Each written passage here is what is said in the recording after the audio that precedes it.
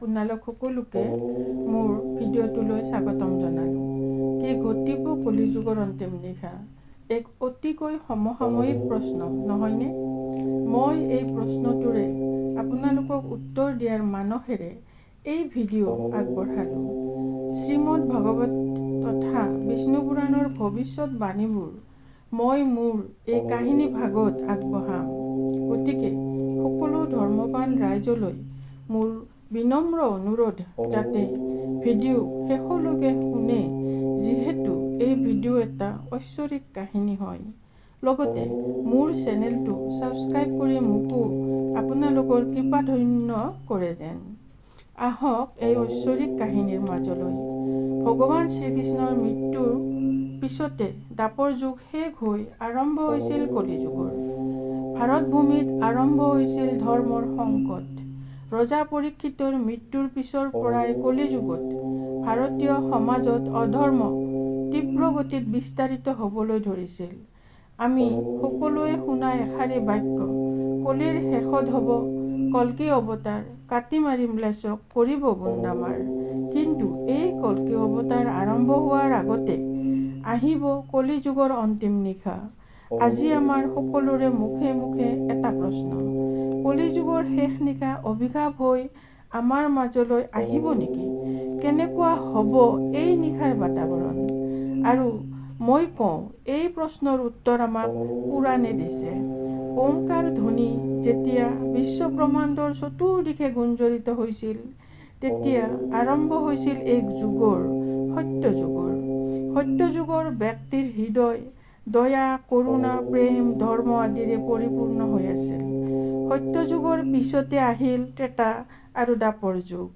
এই সকলোবোৰ যুগৰে অন্ত পৰিল আৰু আমি সকলো আজি জীয়াই আছো কলিযুগত।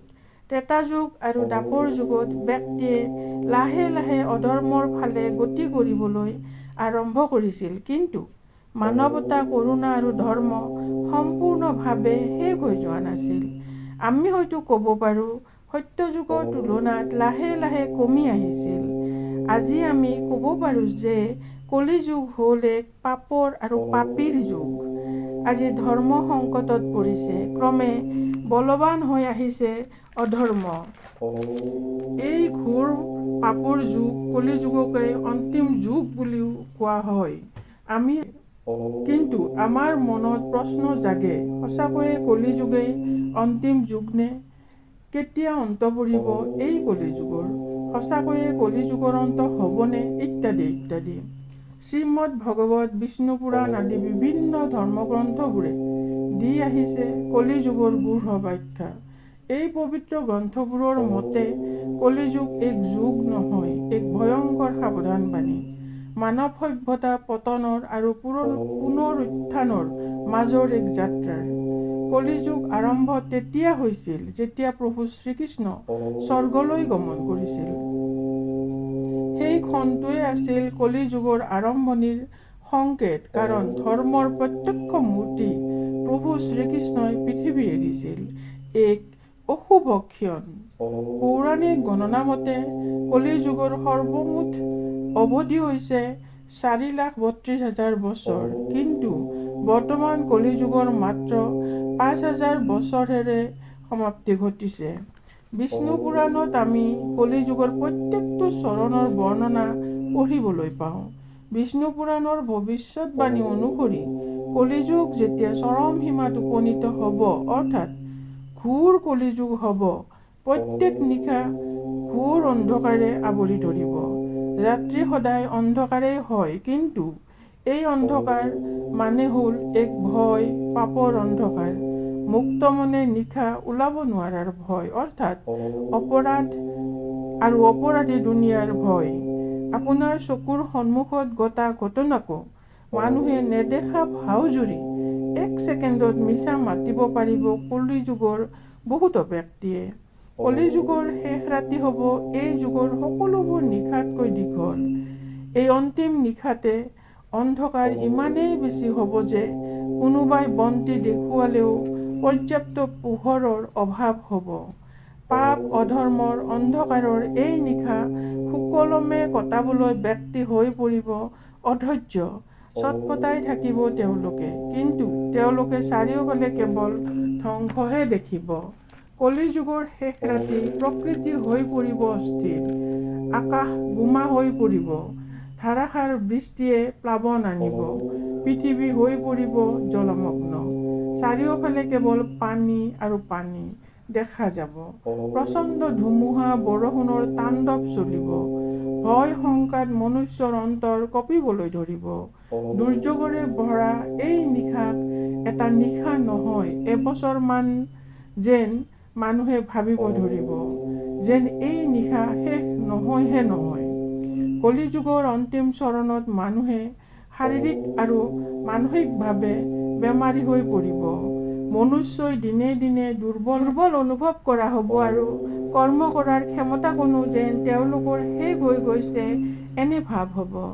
মানসিকভাৱেও তেওঁলোক ইমানেই কমজুৰি হ'ব যে সাধাৰণ কঠোৰ বাক্য শুনিলেই তেওঁলোক অধৈৰ্য হৈ পৰিব।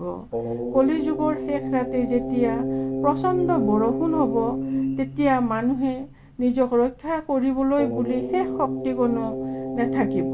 তেওঁলোকৰ ভিতৰৰ শক্তি শেষ হৈ যাব। কলিযুগৰ শেষৰ ৰাতি অন্ন ভাণ্ডাৰো শেষ হৈ আহিব। বৰষুণ, ভূমিকম্প আৰু প্ৰচণ্ড অন্ধকাৰৰ বাবে জমা হৈ থকা খাদ্যও খোৱাৰ যোগ্য হৈ নাথাকিব। বেছিখিনি খাদ্য হয়তো প্ৰচণ্ড বৰষুণত ভাহি যাব। ভোকে পিয়াহে মানুহৰ জীৱন হৈ পৰিব দুৰ্বিষহ। অতিপাত ভোকত মানুহে ভাবিবও নোৱাৰা হ'ব। চিন্তা কৰিব পৰা শক্তি ক্ৰমে মানুহে হেৰাই পেলাব আৰু ক্ৰোধ, ভয় আদি নকাৰাত্মক চিন্তাই মানুহৰ মন আক্ৰান্ত কৰি পেলাব। কলিযুগৰ শেষ চৰণত মানুহৰ আয়ুস ক্ৰমে কমি আহিব আৰু কমি 12 পৰা 20 বছৰহে হ'বগৈ। সমাজত স্বাৰ্থ, লোভ আৰু অপৰাধ গৈ চৰম সীমা পাব। প্ৰায় সকলোবোৰ আইনী ব্যৱস্থাই বিফল হৈ পৰিব। কলিযুগৰ শেষত কেতিয়াবা ভয়ংকৰ গৰম হ'ব আৰু কেতিয়াবা অতিপাত ঠাণ্ডা হ'ব। বৰ্তমান আমি সকলো কলিযুগৰ প্ৰথম চৰণত আছোঁ। বৰ্তমান যুগকো আমি শুভ বুলি ক'ব নোৱাৰোঁ। পাপ অধৰ্ম বাঢ়ি যোৱা নাই বুলি আমি ডাঠি ক'ব নোৱাৰোঁ।